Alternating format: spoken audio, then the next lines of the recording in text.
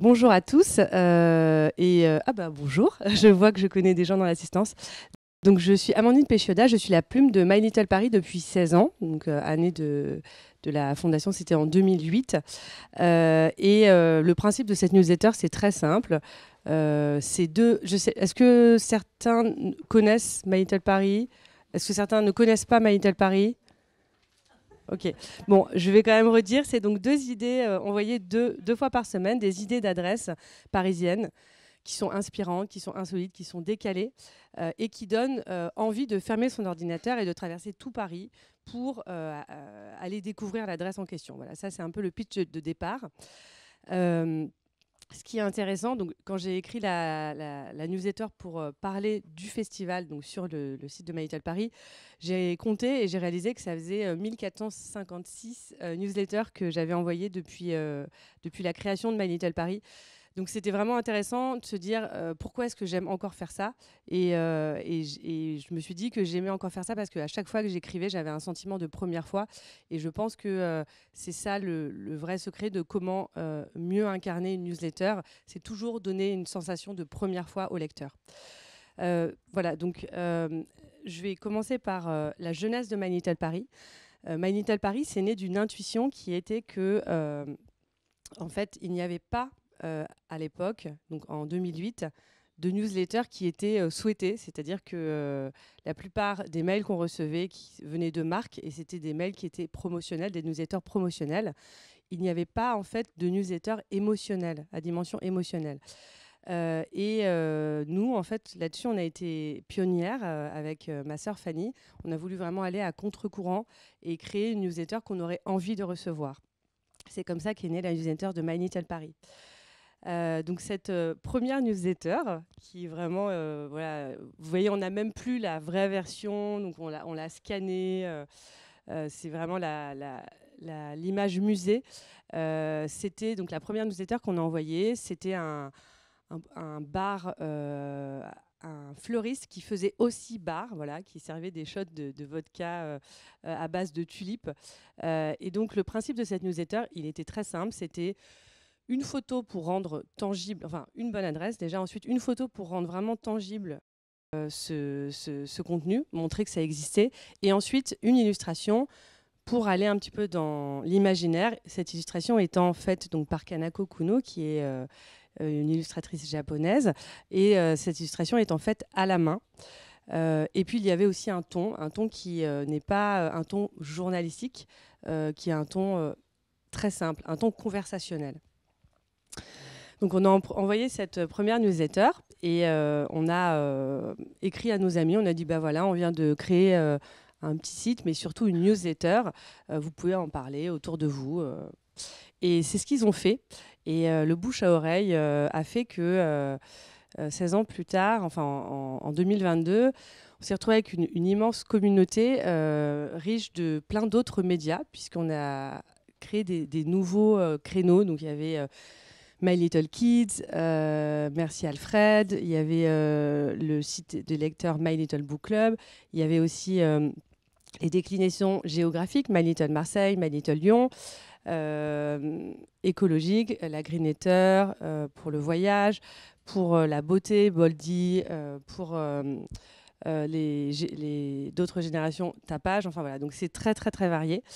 Et on a même fait aussi des newsletters éphémères. On a fait la newsletter Lost in Election pendant les élections il y a plusieurs années avec Vox.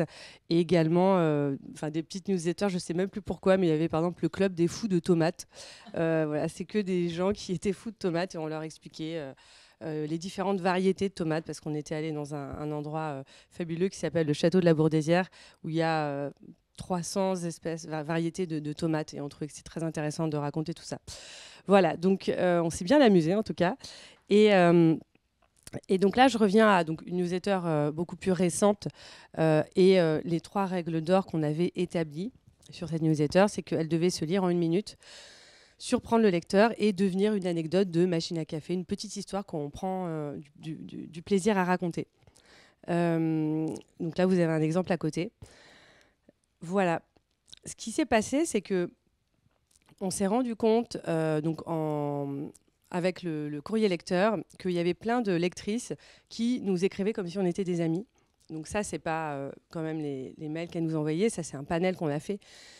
Mais il y avait vraiment ce sentiment que, par exemple, quand on organisait des événements, il y avait donc des événements avec des marques, parfois il y avait des abonnés qui disaient « Ah désolé, je ne peux pas venir, je suis en Bretagne ». Comme si on n'attendait que elle. Donc c'était vraiment marrant de voir cette relation qu'on avait avec nos abonnés.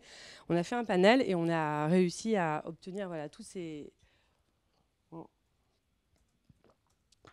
commentaires qui nous ont vraiment permis de prendre conscience. Moi, celui qui m'a le plus marqué, c'est pour une fois, j'ai vraiment l'impression qu'il y a quelqu'un derrière l'écran. Et elle avait continué, et pas un algorithme ou quelque chose comme ça. Et ça nous a vraiment marqué. Et donc, on a essayé de mieux comprendre ce qui touchait dans la manière dont on écrivait.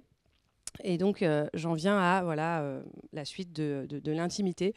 Parce que ce qu'il y a d'intéressant avec cette newsletter, c'est que ce n'est pas une newsletter qui est incarnée, en fait. Je pense que personne ici ne m'a jamais vue, ne me connaît. Et d'ailleurs, je ne suis pas la seule plume. Il y a d'autres plumes pour My Little Paris. Mais nous, on a choisi justement de ne pas raconter notre intime. On ne signe jamais nos articles. Mais on voulait par contre parler à l'intime des gens, à l'universel. Alors l'universel intime, l'universel collectif, ça dépend des sujets qu'on traite. Et c'est de ça dont je voulais vous parler. C'est toutes les occasions en fait qu'on a de parler à l'intime des gens. Donc j'ai pris des newsletters récentes pour pas avoir à choisir tellement il y avait de possibilités. Là par exemple c'est ce que j'appelle les rendez-vous collectifs de l'année. Donc quand vous créez une newsletter, posez-vous la question, c'est quoi les rendez-vous collectifs de l'année sur votre sujet? Donc nous par exemple, c'est Paris, c'est la rentrée à Paris, et c'est intéressant aussi parce que moi ça fait donc du coup 16 ans que je parle de la rentrée à Paris, donc au bout d'un moment on pourrait penser que j'en peux plus de raconter toujours la même chose, mais en fait moi aussi j'évolue, moi aussi parfois, moi aussi j'ai vécu le confinement, moi aussi j'ai voulu partir à la campagne, et donc moi aussi j'ai eu plus de mal à rentrer cette année. Donc là l'idée c'est vraiment de se dire comment on fait pour donner envie, et je me suis dit que un truc qui réunissait vraiment l'envie de rentrer à Paris, c'était les gens en fait, c'était de revoir tout simplement ses amis, parce que Paris est un peu une ville carrefour. Donc je suis vraiment partie sur un visuel avec deux copines qui se retrouvent et puis tout un texte que je peux vous lire: pour revoir les copains, refaire ensemble le monde dans les troquets, se presser dans les petites salles sombres et les grands opéras, pour boire son café au comptoir au milieu des cancans parisiens, être seul, être bien, pour retrouver son oreiller, son chat, sa vue sur les toits, etc. Pourquoi rentrer à Paris? Pour tout cela, parce que Paris est une probabilité magnifique. Donc en fait, c'était moi aussi qui avais besoin de me convaincre que j'avais envie de rentrer à Paris, et c'est pour ça que j'ai écrit ça. Là, après... un autre sujet sur Paris, c'est les cours qui relancent l'année. Parce que Paris, c'est quoi? C'est aussi une ville incroyable où on peut apprendre absolument tout et n'importe quoi. Donc, on a cherché des cours qui qui réveillent l'année à Paris. Ensuite, on est passé à l'automne. Un peu plus tard que d'habitude, malheureusement. Mais en tout cas, on aimait bien ce truc de... ce que j'appelle l'effet toboggan, c'est plutôt arrivé récemment finalement, là il y a une semaine, mais le fait de passer d'une température à l'autre, et ce côté où il y a la petite déprime qui pointe le bout du nez, donc on avait envie de parler de ça. Ensuite, il y a aussi des rendez-vous météorologiques, comme donc, par exemple la neige. Donc ça, c'était il y a plusieurs années, mais c'était par exemple une 8e, je pense, manière de traiter la neige. On avait fait qu'est-ce qu'on peut faire sous la neige, tous les endroits où se réfugier quand il neige, etc. Et là, en fait, comme il neigeait beaucoup, on avait trouvé que c'était marrant de détourner complètement la carte de Paris et d'imaginer des pistes rouges, des pistes noires, des pistes bleues, avec à chaque fois les indications de où est-ce qu'on peut skier, entre guillemets. Enfin, quoique vraiment au but de Chaumont, ça skiait vraiment. Donc là, on ne va pas le faire parce que le temps passe très vite, mais en tout cas, vous pouvez vous noter pour votre propre projet, s'il existe ou s'il est en cours, de réfléchir à 3 grands rendez-vous collectifs qui rythment l'année et comment vous allez les traiter. Ensuite, donc il y a les rendez-vous collectifs attendus, et vous voulez que je prenne une photo? Vous voulez prendre une photo? Ah oui. Et après, il y a les rendez-vous collectifs non attendus, donc par exemple le confinement. Donc là, nous aussi, on s'est retrouvés un peu dépourvus, puisque ce qu'on fait normalement, c'est parler de Paris, de ce qui se passe à Paris, et que Paris fermait ses portes. Donc on est allé sur un tout autre style, d'essayer de lire dans les pensées des gens des premiers jours du confinement.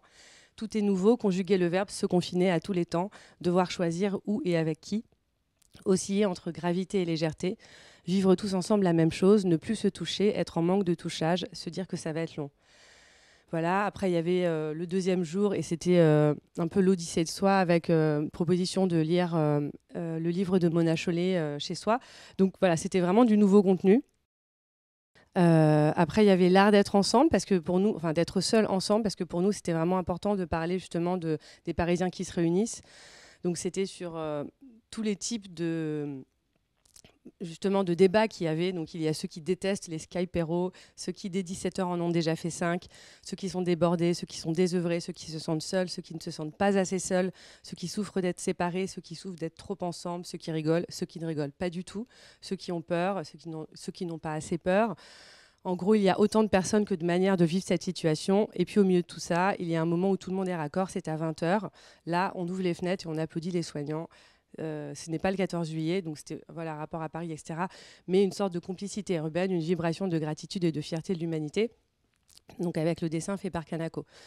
Après, je ne vais pas vous faire tous les sujets, et puis de toute façon, vous les avez tous vécus à votre manière. Là, c'était le retour chez le coiffeur, avec la première envie des gens, visiblement, c'était d'aller chez le coiffeur, entre autres. Là, c'était pour redonner le goût des bruits, du bruit qui nous manque à Paris. Donc il y avait le marché d'Aligre, c'était en fait des ambiances sonores qu'on avait créées, le marché d'Aligre, le métro, le café crème au comptoir, etc. Il y a eu une photo. Le prochain, ce sera sur les grèves, donc pareil, rendez-vous collectif de rien non prévu. Donc là, c'était des podcasts à écouter en traversant Paris, parce que c'était pas jeudi dernier, mais c'était un jour où vraiment on ne pouvait, tous les métros étaient fermés, et donc c'était en gros, c'est parti pour une randonnée dans Paris. Ça, c'est ma news préférée, parce que elle était absurde et en même temps tellement attendue. Elle a énormément marché, cette newsletter. C'était un moment où, sortie de confinement, on pouvait se promener, mais tous les restos étaient fermés et on ne savait pas où aller aux toilettes, tout simplement. Donc j'ai demandé à Léa, d'ailleurs, je lui rends hommage, parce que c'était quand même vraiment compliqué de trouver la carte de tous les petits coins de Paris où on pouvait aller, et cette newsletter a énormément marché. Voilà. Ensuite, l'intime, là, c'est l'intime autre. C'est plus l'intime. C'est plus les rendez-vous collectifs. C'est l'intime intime. Enfin, c'est pas l'intime collectif, c'est l'intime intime. Donc, c'est par exemple, c'est toutes ces newsletters qu'on fait sur quand on est paumé dans la vie. Donc là, c'était sur des TED, des vidéos de TED à regarder. Là, je sais plus ce que c'était, mais en tout cas, il y avait ce dessin de Kanako qui exprimait un peu comment on se sent parfois dans la vie. Récemment, on a fait une newsletter sur le deuil pour le 11 novembre.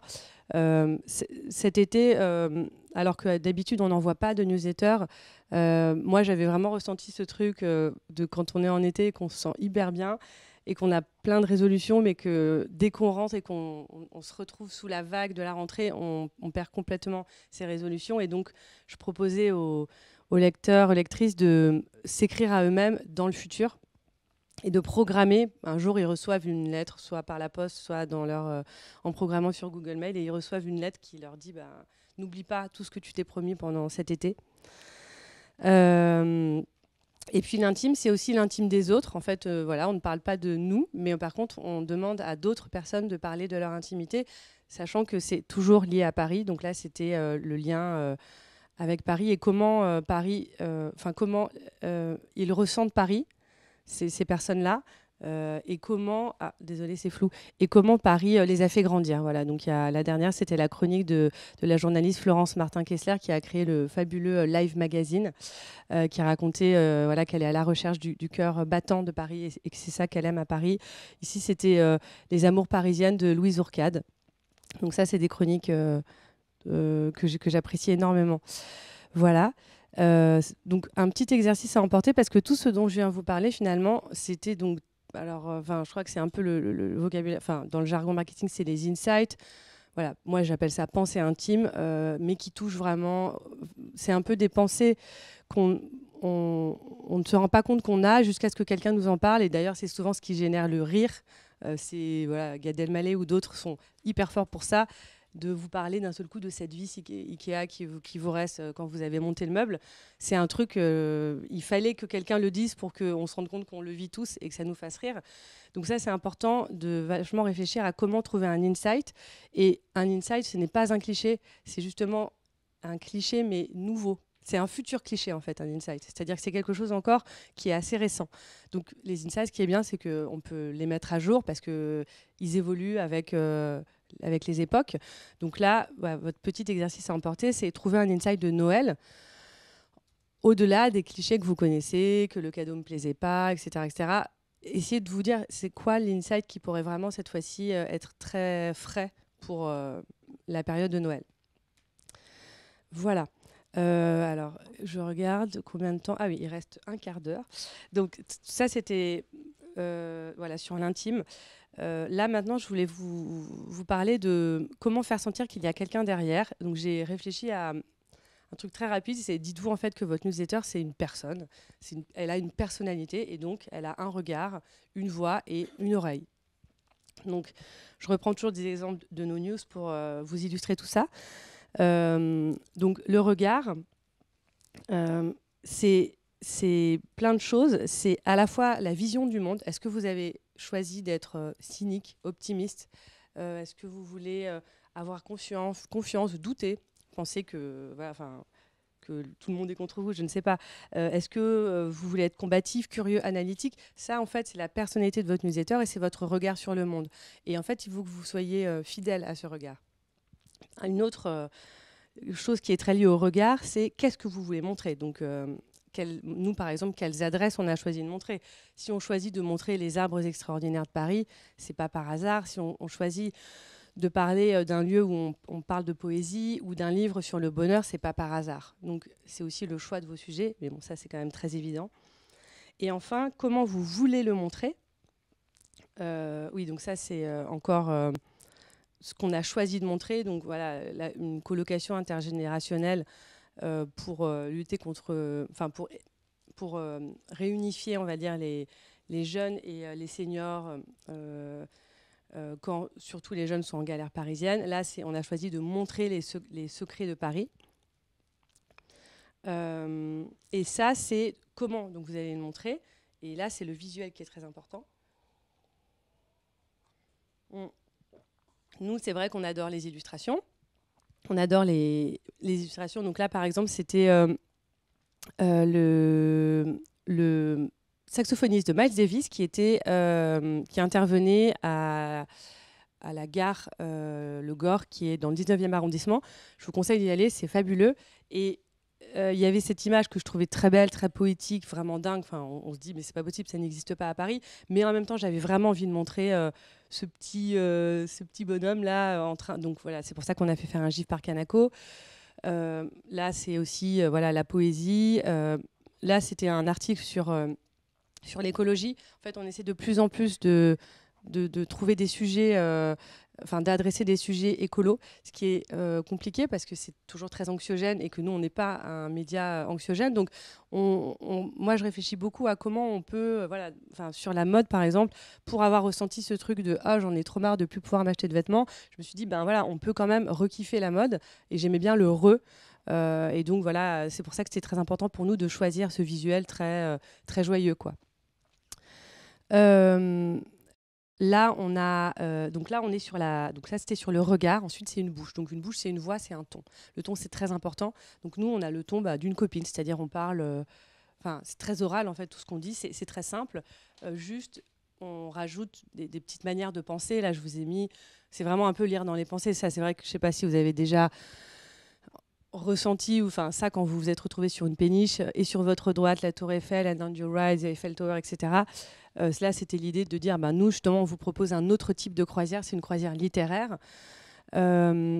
Ici, c'était les pensées de quand on va voir quelqu'un de un peu perché et qu'à la fois quelqu'un nous l'a recommandé, mais on a trop peur, je sais pas, qu'il se passe un truc. Donc là, dans les pensées de la lectrice, c'était et si ça ne marche pas sur moi, et si elle essaie de m'hypnotiser, et si elle m'annonce une mauvaise nouvelle, voilà, en allant voir une voyante. Et puis là, c'était sur un spectacle de Camille Chamou sur le temps. Et l'accroche, c'était tic-tac, lancer les lessive, 4 minutes. Tic-tac, prendre douche, 3 minutes. Tic-tac, aller à la salle de sport, 18 minutes. Dites, vous n'en avez pas marre de vivre votre vie avec un minuteur dans la tête. Camille Chamou, si. Et là, c'était une manière d'introduire ce spectacle. Donc, c'est un ton voilà, qui est très simple. C'est pas un ton de blog parce qu'on n'utilise pas le jeu et qu'on ne dit pas en fait, ce qu'on ressent. On essaie d'imaginer ce que potentiellement les gens ressentent. Et aussi, mais c'est pas non plus un ton journalistique du tout. Quoi, voilà. Et aussi, une autre particularité, c'est que nous, on dit, un ton journalistique, à la base, c'est très neutre. Nous, on n'est absolument pas neutre. On dit nos émotions, on dit notre peur, nos faiblesses, etc., sans utiliser le jeu. Mais en tout cas, il y a beaucoup, évidemment, de moi là-dedans. Et enfin, toujours sur ce système bouche, yeux, oreille, on est sur l'oreille. L'oreille, c'est quoi? C'est donc déjà le courrier lecteur, très important, traiter le courrier lecteur. Nous, par exemple, on a beaucoup aussi de spam dans notre courrier lecteur, mais on a une sorte de petit message automatique qu'on a mis à notre manière en disant, bon, on ne peut pas répondre à tous les messages, mais en tout cas, on a bien vu que vous nous avez écrit au moins pour réceptionner le message. Là, et c'est aussi donc la communauté, c'est interagir avec la communauté. Qu'est-ce que la communauté pourrait nous dire?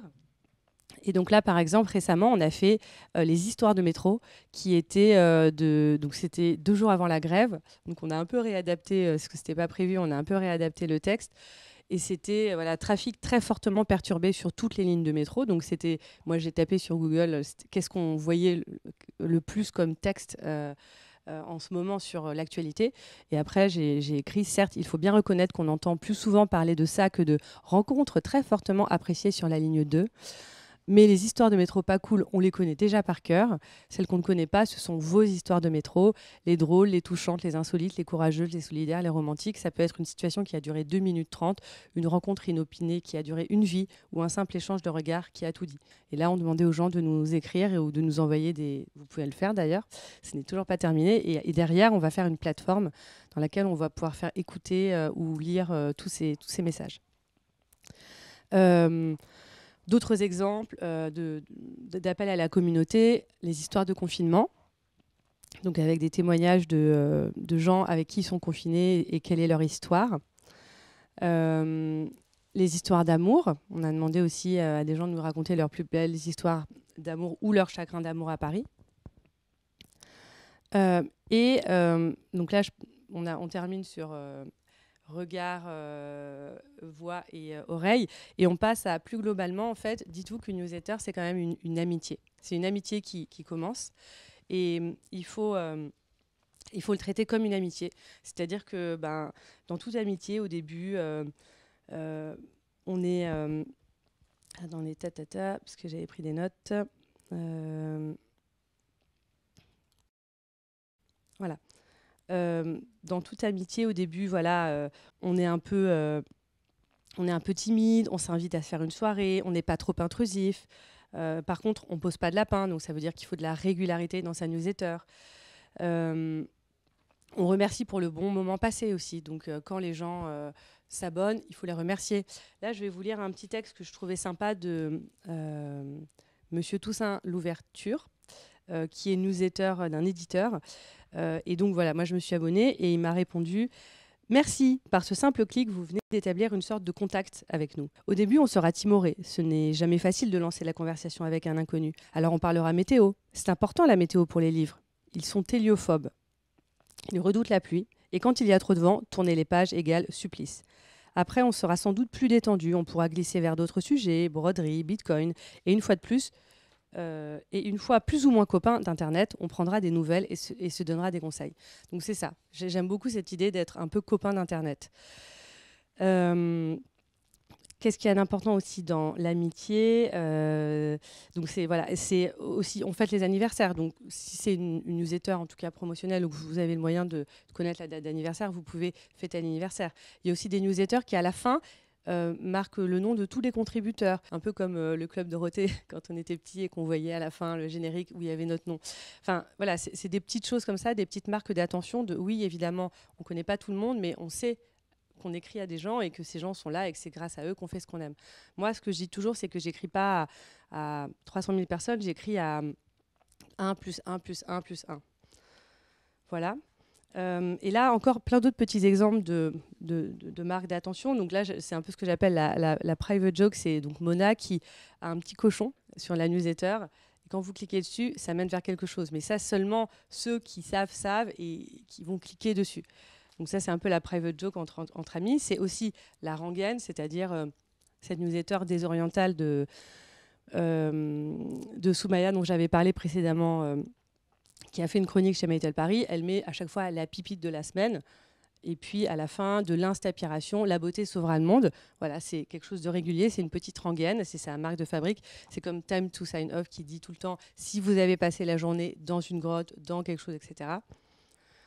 Super, bon bah ça, cette newsletter qui est faite par Victoire Toyon, à chaque fois elle fait un titre comme ça très long, faire le tour de nos ventres et se jouer des tours de nos cerveaux. Les choses qu'on dit et qu'on a fait pour le sexe au XXIe siècle, c'est vraiment super. Voilà, c'est le titre de sa newsletter. Il est 43. Voilà, et enfin, je vais finir très rapidement. Parce que donc, à quelle heure il faut qu'on arrête? À 13h. Ah bon bah donc c'est bon, on a le temps. Je sais pas pourquoi voilà. Donc ça c'était la troisième partie, c'était comment avoir des idées sincères. Je l'ai appelé comme ça en fait parce que finalement un ton intime c'est un ton sincère et c'est important d'être dans la sincérité. Et donc pour avoir des idées sincères, et ben là j'en viens à un petit peu des exercices d'écriture. Parce que c'est très facile en fait d'avoir des automatismes. Attendez, je pose le micro.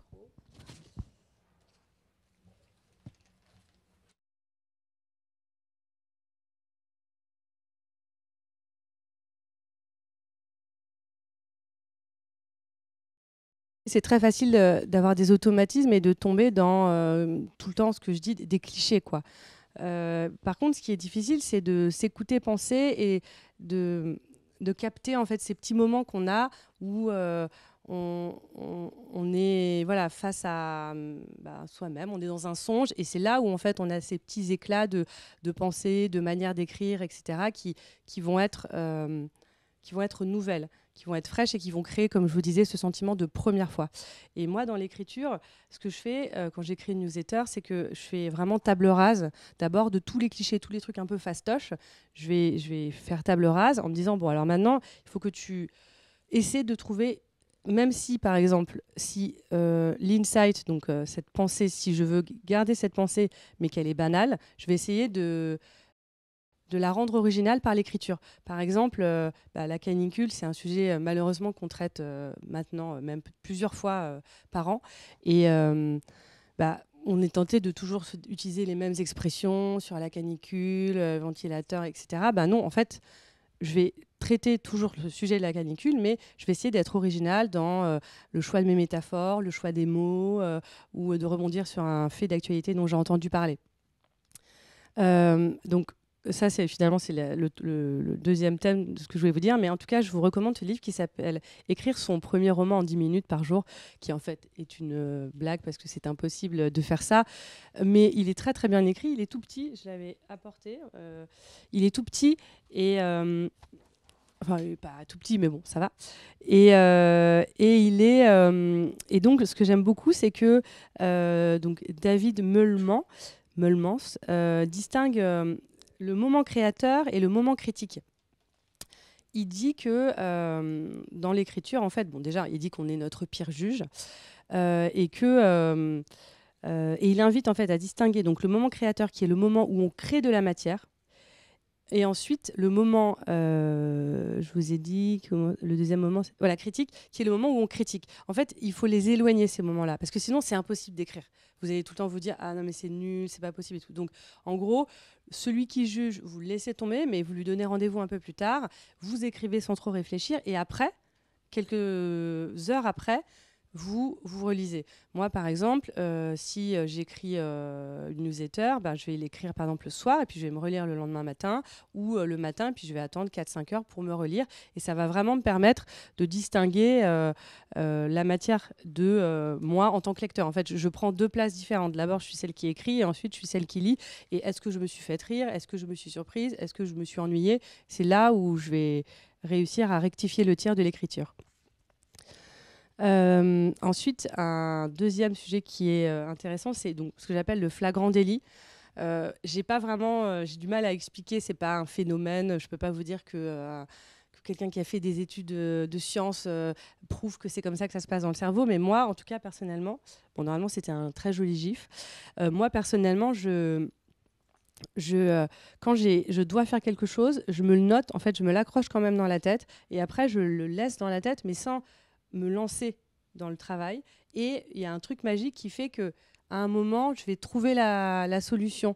Et donc, j'appelle ça le flagrant délit. C'est-à-dire que j'ai un truc en tête, mais je n'y pense pas, quoi. Je sais juste que je l'ai en tête, je l'ai accroché. Et là, sous la douche, je vais me dire « Ah, mais tiens, c'est ça que je peux faire, c'est comme ça que je peux écrire et tout. » C'est pour ça que j'appelle ça le flagrant délit. Je trouve que c'est un terme qui résume très bien l'idée. Et nombreux sont les livres qui traitent de ça.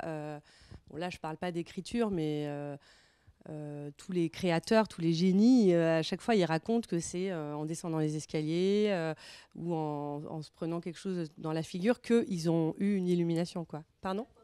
Voilà, exactement, la pomme de Newton. Voilà, le jamais lu. Alors, voilà, comment créer du jamais lu ? Là, on pourrait en parler très longtemps, mais je pense que si je vous dis Oulipo, il y a des gens à qui ça ne parle pas. Oui, il y en a. Voilà. Non, c'est pas si connu que ça. Hein. C'était juste pour ne pas dire des choses que peut-être tout le monde connaissait, mais c'est pas très connu. L'Oulipo, c'est l'ouvroir de littérature potentielle. C'est en fait un club de mathématiciens et d'écrivains qui se réunissent et qui s'inventent un peu des contraintes. On peut retrouver ça en fait dans les jeux, hein, finalement. Beaucoup de jeux reposent sur un peu des contraintes comme ça. Ils se créent des contraintes. Ils disent, en fait, ils se créent un labyrinthe dont eux-mêmes, ils essaient de sortir. Et grâce à ces contraintes, ils vont être créatifs. Exemple, il y a un truc qui s'appelle les poèmes de métro. On rentre dans le métro et imaginez que le métro fait 10 stations. Il va falloir écrire 10 vers. Et chaque vers, il faut le penser entre la première et la deuxième station. Au moment où le métro s'arrête, l'écrire. Au moment où les portes se referment, relever son stylo, et ainsi de suite. Et à la fin, on tombe sur un poème de métro. Bon, c'est un petit truc tout bête, mais en fait, réellement, grâce à cette contrainte-là, en fait, on fait quelque chose de parfois super drôle, super intéressant, etc. Donc c'est pour ça que je vous parle de l'Oulipo et du fait que c'est vachement intéressant de se créer des contraintes d'écriture, parce que sinon, vous avez trop de possibilités, trop d'horizons, et c'est là, en fait, où vous allez procrastiner. Des contraintes, je sais pas, en fait, les exercices de style, c'est des contraintes. Donc voilà, c'est reprendre toujours la même phrase, c'est ce que j'appelle justement les rengaines, commencer par le même mot. Nous, on utilise beaucoup de figures de style dans l'écriture, évidemment. Voilà, et ensuite, donc ça, c'était un peu pour vous montrer justement, c'est un restaurant végétarien qui est très bon, que je vous recommande, qui s'appelle Aura. C'est dans la caserne qui est dans le 10e arrondissement, la caserne de textile écolo. Et donc, c'est un incubateur de marques écolo sur le textile, voilà, qui réfléchissent au textile. Et donc là, je ne savais pas trop quoi écrire, parce que des restaurants, quand même, j'en ai écrit des centaines et des centaines, et on est quand même souvent tenté d'utiliser les mêmes mots. Donc, ah oui, ça, c'est aussi un conseil que je vous donne, c'est mettez-vous un peu vos mots tabous ou vos mots amis, c'est-à-dire les mots que vous aimez bien, ou même quand il y a un mot que vous aimez bien, ça peut être une contrainte marrante. Tiens, je vais caser ce mot. Ça va me faire plaisir, je vais caser ce mot dans ma newsletter. faites-vous plaisir comme ça, parce que c'est vraiment important de prendre du plaisir, et je suis persuadée que ça se ressent. Et donc, moi, en gros, pour écrire ça, j'étais un peu, voilà, je savais pas trop quoi écrire. C'était un super moment, mais je savais pas comment l'expliquer. Et donc là, je suis allée sur vraiment une comparaison, comme si c'était voilà, un peu une orgie romaine. Et donc, ça a donné comme texte: ce fut un dîner orgiaque. Sur une grande table en bois s'alanguissait un poireau grillé, parsemé de noisettes torréfiées et d'herbes folles. Plus loin, pêle-mêle, fans de carottes transies de miel, brochettes de champignons marinés au miso et beignets de chou-fleur peaufinaient ce tableau hautement comestible. Ce soir, on n'a jamais autant trouvé que le veggie était sexy. Voilà, c'était ça l'idée à laquelle je voulais en venir. C'est un peu comme l'écologie.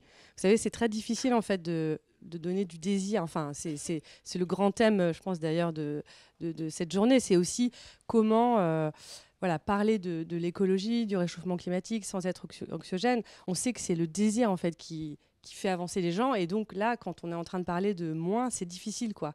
Et donc là, sur le côté végétarien, souvent, dans le végétarien, on pourrait être tenté d'utiliser toujours un peu de la sobriété, du moins. Et moi, j'avais envie, au contraire, donner de la désirabilité. C'est pour ça que je suis allée dans ce vocabulaire-là, quoi. Voilà.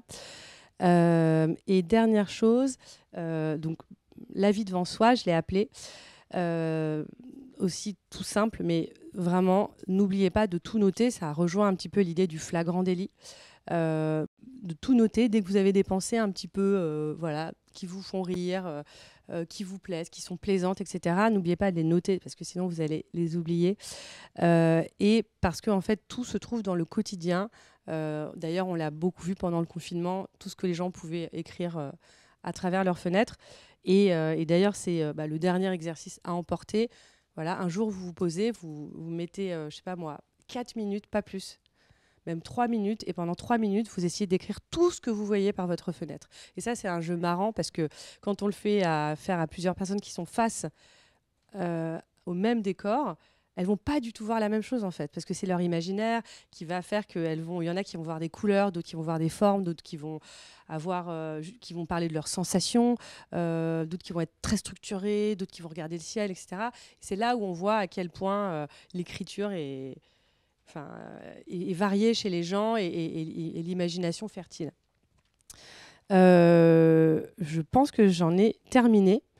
Il reste quelques minutes. Oui. Oui. Oui. Sur la newsletter, vous voulez dire?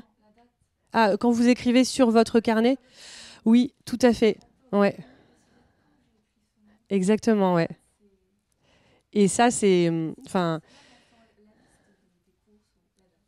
oui, c'est vrai, la liste des courses. Et ça enfin, moi, ce que je trouve vraiment marrant, c'est de voir dans l'écriture, en tout cas, toutes les Amandines que j'ai été, et de voir que l'Amandine que j'étais à telle époque écrivait comme ça, ressentait ça, etc. Et ce qui est intéressant, c'est quand c'est sur des sujets très quotidiens, comme par exemple la liste de courses, je suis d'accord, on peut voir vraiment l'évolution d'une vie dans une liste de courses. Ouais, ouais, tout à fait, ouais. D'ailleurs, dans le temps, ouais. Et je vous conseille une écrivaine que j'adore qui s'appelle Belinda Cannon. Et oui, et qui écrit elle a écrit un livre qui s'appelle S'émerveiller. Et elle parle justement d'un chêne. Elle commence tous ces chapitres par l'autre fois. Et elle parle de l'émerveillement, mais de toutes les manières. L'émerveillement quand on fait l'amour, l'émerveillement quand on regarde un chêne, l'émerveillement quand on se promène dans Paris. Elle a vraiment ce truc de voilà, regarder ce chêne depuis des années, mais c'est toujours le même chêne, mais ce n'est jamais le même chêne. Est-ce que vous avez encore d'autres questions par rapport à... J'ai essayé de résumer, mais c'est pas évident. Belinda Cannon.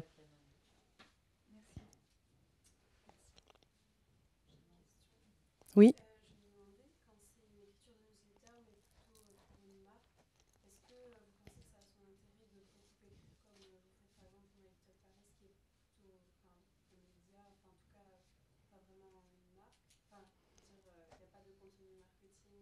Si, il y en a. Oui, oui. En fait, on a des. Donc là, je vous ai montré que des newsletters éditoriales, mais j'aurais pu, et d'ailleurs j'aurais dû, vous montrer aussi des newsletters partenaires. C'est en fait des partenariats qu'on fait avec des marques dont on parle. On est très, très honnête là-dessus, c'est-à-dire qu'en haut de la newsletter, c'est marqué ceci est un email partenaire avec un lien qui explique que ce sont ces marques qui nous donnent notre liberté éditoriale de choisir ces sujets-là à côté. Et en fait, le ton, il est vraiment le même, c'est-à-dire que on part vraiment sur un amusement on travaille d'ailleurs main dans la main avec la marque pour l'amener vers notre ton à nous et donner plus de proximité. Ça permet de donner plus de proximité et plus d'attachement à la marque. Oui.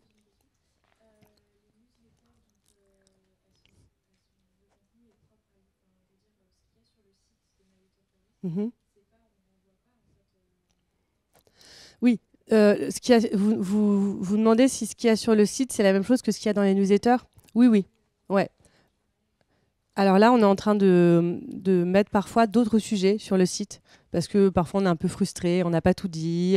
Il y a des lieux qu'on a vraiment aimés et on se dit que, notamment les restaurants, parce qu'on peut pas. Évidemment, il faut être très varié et on va pas. On pourrait traiter de, je sais pas, 10 restaurants par semaine, mais l'idée c'est de tout le temps changer. Comme nous, on change d'humeur, d'envie, etc. Et donc maintenant, on met plus d'articles sur notre site. Oui, voilà. D'ailleurs, la newsletter, comme elle doit être courte, parfois, il y a un CTA, enfin un call to action, donc un petit bouton qui ensuite mène à un article beaucoup plus long. Parfois, là, par exemple, dans une semaine, on va faire une newsletter sur où écouter de la poésie à Paris.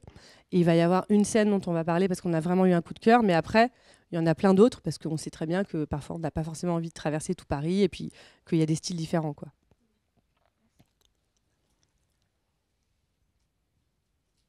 Oui. Oui. Non, on est plusieurs. Il y a notamment une personne Marie, qui écrit toutes les newsletters partenaires et qui parfois aussi écrit. Voilà, et on est 4-5 à peu près.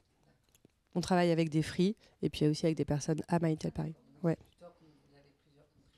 Oui, on a plusieurs contributeurs.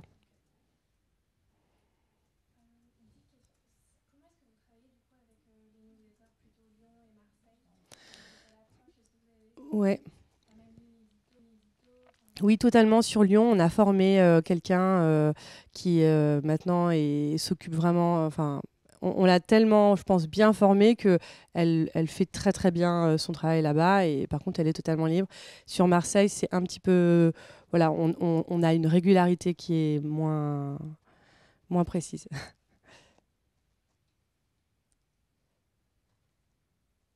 Bon, et ben s'il n'y a plus de questions, ben merci beaucoup.